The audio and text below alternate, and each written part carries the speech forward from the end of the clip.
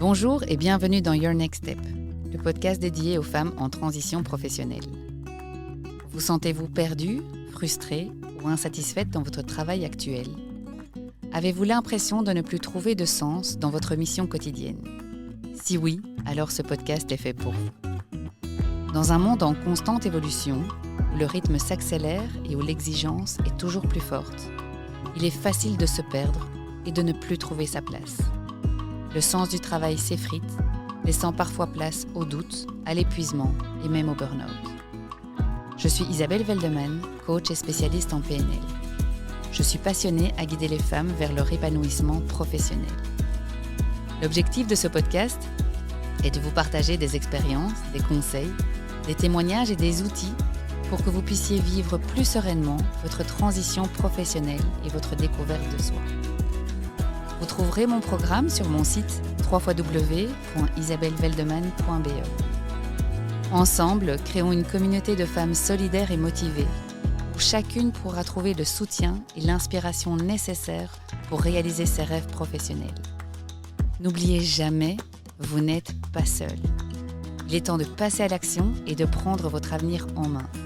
Votre prochain pas commence ici. Et si vous aimez ce podcast, la meilleure façon de le soutenir est de lui donner une note de 5 étoiles sur votre plateforme de podcast préférée. N'hésitez pas également à me suivre sur ma page Instagram, Facebook ou LinkedIn. Merci et bonne écoute. Bonjour et bienvenue dans ce nouvel épisode de podcast.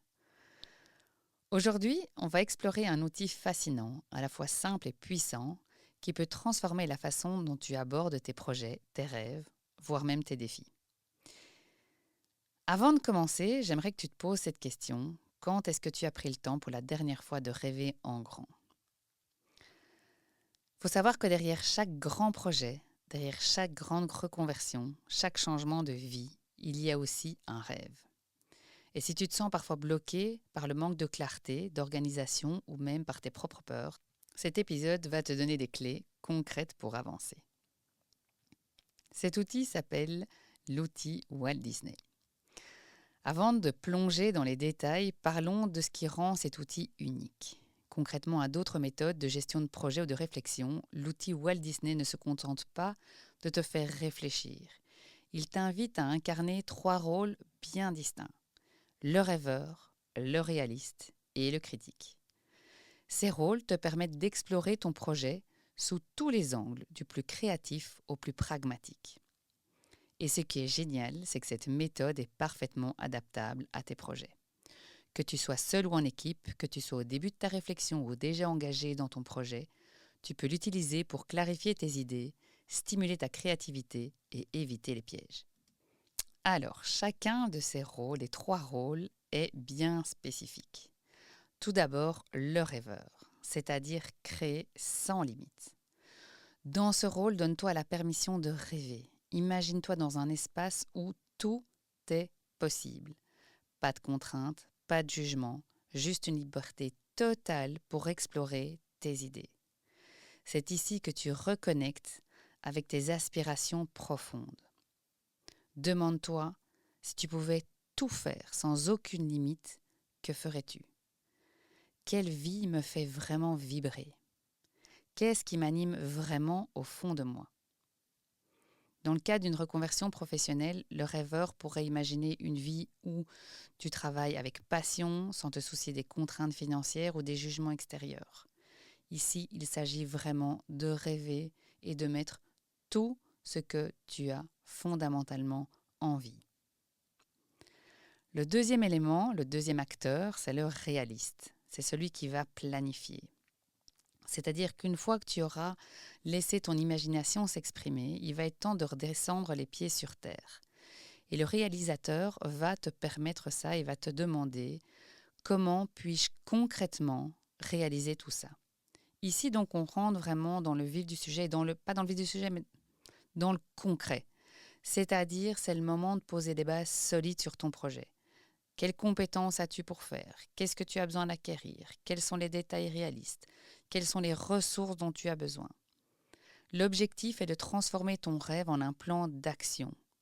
le plus précis possible. Si tu envisages donc une reconversion professionnelle, par exemple, le réaliste pourrait te suggérer d'explorer des formations, qu'est-ce que tu as déjà, de quoi est-ce que tu as besoin, quel est ton budget, bref, de venir avec des éléments les plus concrets possibles. Et puis, il y a le troisième rôle, le critique. Et là, prépare-toi au défi. Le critique, il va te permettre en fait d'anticiper les obstacles. Mais donc, qu'est-ce qu'il va faire? Il va relever tout ce qui pourrait bugger ou ce qui ne pourrait ne pas aller. Alors attention, son rôle n'est clairement pas de démolir les idées du créatif.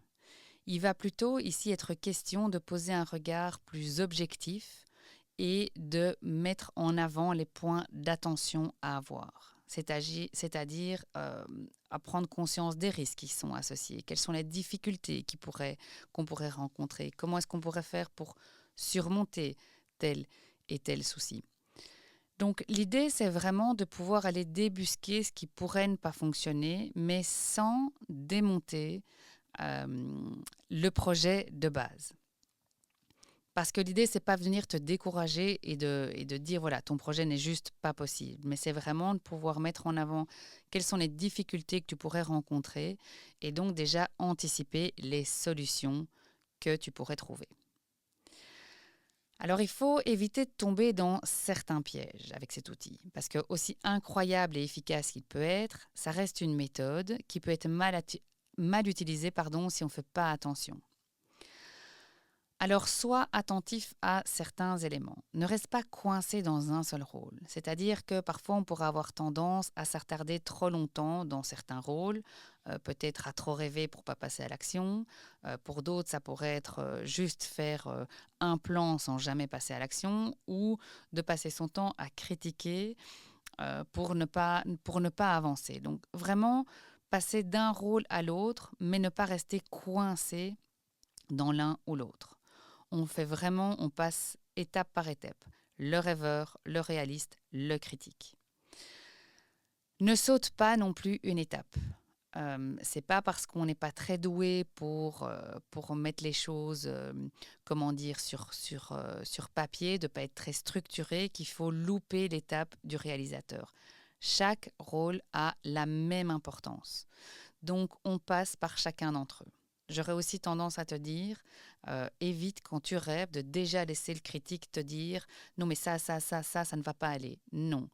Chacun aura son temps de parole, si je puis dire. Et donc, quand on est dans un rôle, on se cantonne à celui-là et on passera ensuite au suivant. Et puis, le piège aussi à éviter, c'est de ne pas passer à l'action. Donc, c'est à force de rester tellement dans la réflexion qu'on ne va pas agir. Donc, vraiment, il faut savoir que le but de cet outil, ça reste quand même de nous amener à l'action, mais tout ça, mais par contre, en ayant une structure préalable pour savoir comment y arriver, parce qu'on aura mis en avant ce qu'on veut profondément, comment on compte y arriver et quels sont les obstacles qu'on pourrait rencontrer. Alors un autre élément aussi important de cet outil, c'est qu'une fois que tu aurais passé dans chacun des rôles, demande-toi si tu as l'impression que c'est complet. Et si tu as l'impression que ce n'est pas encore tout à fait juste pour toi, et ça, il n'y a que toi qui pourras le définir, refais un tour dans chacun des rôles. C'est-à-dire que retourne dans le rêveur sur base du plan d'action, de ton rêve initial, de la structure que le réalisateur t'aura mis et des critiques qui auront été relevées, comment est-ce que tu peux de nouveau amener de la créativité dans ton projet? Et tu refais un tour dans chacun des rôles. Alors au niveau de la mise en pratique, il faut savoir que c'est un outil qui fonctionne aussi bien quand on travaille seul. Alors à ce moment-là, tu trouves un moment calme pour ne pas être dérangé et vraiment assure-toi d'avoir eu le temps de faire au moins une fois chacun des rôles pour être le plus complet possible. Si jamais tu te rends compte que ce n'est pas suffisant, soit tu refais un tour au moment même, soit tu le reprends un autre jour. Mais voilà, c'est un outil qui peut vraiment s'utiliser en solo, mais c'est aussi un outil qui peut se faire en groupe, en équipe, en famille. C'est vraiment, c'est un outil qui va permettre aussi de la collaboration et qui va permettre vraiment un chouette brainstorming avec son équipe. Alors, quels sont les avantages concrets de cet outil ? Alors, l'outil Walt Disney ne se contente pas de t'aider à réfléchir, il agit vraiment comme un véritable accélérateur de réussite. Dans le sens où il va te permettre de libérer ton imagination et de tes aspirations profondes. On a souvent tendance à brider nos rêves avant même qu'ils n'aient eu la chance de prendre forme. Pourquoi? Par peur du jugement, par crainte de l'échec ou parce qu'on se dit que c'est pas réaliste. Le rôle du rêveur n'est pas son but n'est pas d'être réaliste, mais justement il t'offre un espace sans limite où tu peux imaginer la vie que tu souhaites vraiment. Et ça, c'est vraiment un muscle. Plus tu vas t'entraîner à rêver grand, plus ton esprit va devenir créatif. Son bénéfice, ça va clairement être de te reconnecter de plus en plus à tes envies sincères et de pouvoir laisser plus de place aux possibilités que tu te refusais jusqu'à présent. C'est aussi un outil qui va permettre de transformer tes idées en projets concrets, c'est-à-dire que de passer de l'imagination à l'action parce que tu auras un plan. Et c'est souvent là que la plupart des gens échouent. Ils ont des idées mais ils ne savent pas quoi en faire. Avec l'étape donc du réalisme, tu vas apprendre à structurer ton projet en étapes claires et actionnables. Ça va donc te permettre d'avoir un plan d'action et de te donner une direction claire pour pouvoir avancer sans perdre du temps. Et puis, ça va aussi te permettre d'anticiper des obstacles et les limites de tes risques. C'est-à-dire que c'est vrai qu'il vaut mieux prévenir que guérir. Et donc, c'est exactement le rôle que va avoir le critique. C'est-à-dire, au lieu de te retrouver face aux obstacles une fois qu'ils seront devant ton nez, tu auras pu les anticiper. Et donc, tu auras pu déjà chercher certaines alternatives. Ça va te permettre d'avancer avec plus de sérénité, sachant que tu as envisagé certains défis et des moyens de les surmonter. C'est également un outil qui va permettre de renforcer ta confiance en toi. Parce qu'un des plus grands freins à la réussite, c'est le doute. Et donc, en utilisant cet outil, tu vas déjà construire un projet qui repose sur des bases solides. Qu'elle soit inspirante, mais aussi réaliste. Et donc ça va t'aider à gagner confiance en toi. Ça ne restera pas un simple rêve tout à fait utopique. Parce que donc le rêveur va te rappeler pourquoi ce projet est important et le réaliste va te montrer comment est-ce que c'est possible de le faire. Le critique, lui, il va s'assurer que tu seras prête à affronter tes défis. C'est aussi un outil qui va permettre d'améliorer tes compétences de réflexion et de prise de décision. C'est-à-dire que c'est vraiment une méthode pour gérer un projet. C'est un véritable entraînement mental. C'est de permettre d'alterner entre différents rôles et de développer des capacités que parfois on pourrait mettre un petit peu plus sous silence.